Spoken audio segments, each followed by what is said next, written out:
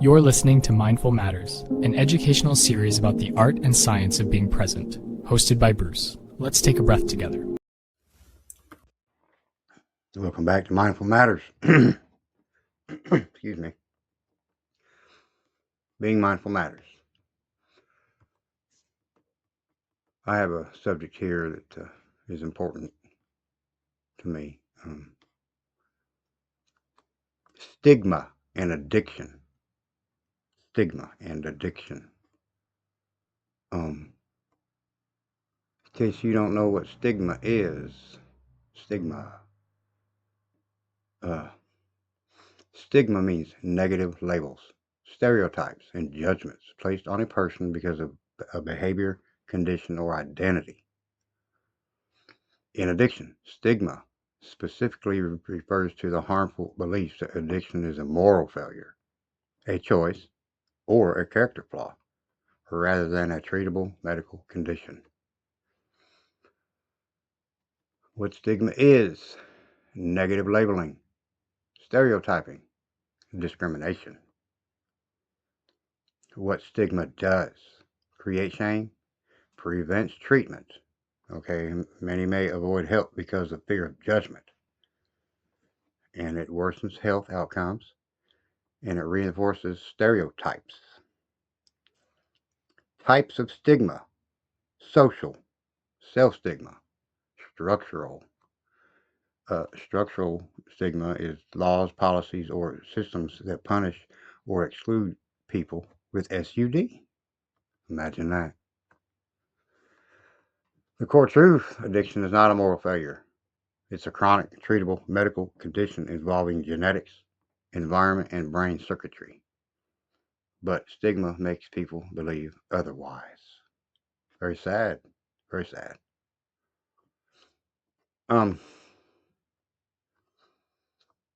Okay, let's see here.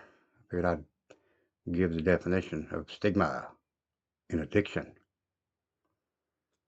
Okay, it's one of the most damaging forces in addiction. Not the substance, not the withdrawal, not the craving, the stigma.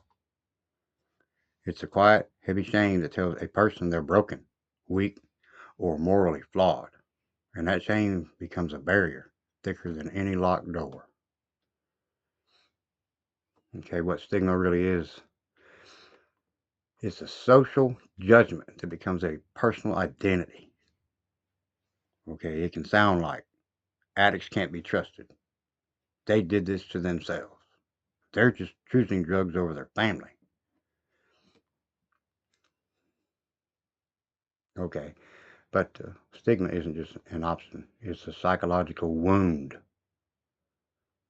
Okay, it changes how a person sees themselves, how they ask for help, and whether they believe they deserve recovery at all. And all those are facts. Okay, how stigma fuels addiction. It doesn't stop addiction, it feeds it. Okay, it creates shame, and shame is one of the strongest triggers for using.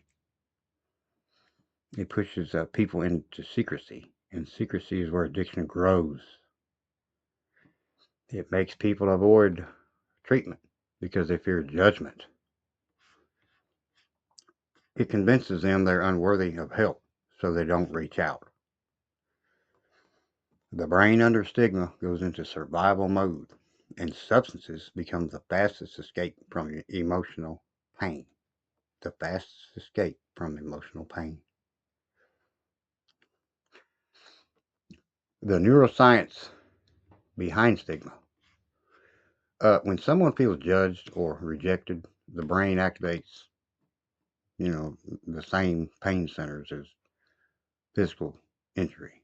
Okay, this is why stigma hurts so deep. The pain triggers the cortisol, shame-based thinking, emotional withdrawal, self-protective behaviors. And for someone already struggling, that pain can push them right back into the cycle of use.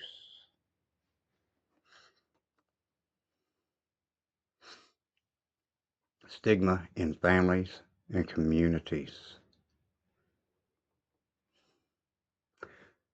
I can see stigma being in the communities, but the families, this is where people need to learn to understand. Help yourself and help others. Okay, stigma doesn't just come from strangers. It often comes from excuse me, family members who don't understand addiction, churches that confuse addiction with sin, communities that label people instead of supporting them, workplaces that punish instead of rehabilitating. In rural areas like eastern Kentucky, stigma can be even stronger because everyone knows everyone and judgment spreads fast. Yeah, that's a fact. The truth people need to hear. Addiction is not a character flaw. It is not a moral failure. It is not lack of willpower. Okay, addiction is brain-based, trauma-influenced, coping-driven condition that grows out of pain, not weakness. When people understand this, stigma loses power. And how we break the stigma? We break stigma by changing the story. We talk about addiction as a health condition, not a sin or crime. Okay, we highlight recovery, not failure. We use person first language. Okay, a person in recovery, not an addict. It's how you word things, how you talk to people. We teach families how addiction works in the brain. Education, educate yourself. Get educated. We create spaces where people can speak without fear. Stigma dies when truth is louder than judgment. You know, um, okay, listen, people don't heal when they're shamed. They heal when they're seen, supported, and understood. Okay, if you want recovery in our communities, we must remove the stigma that keeps people silent.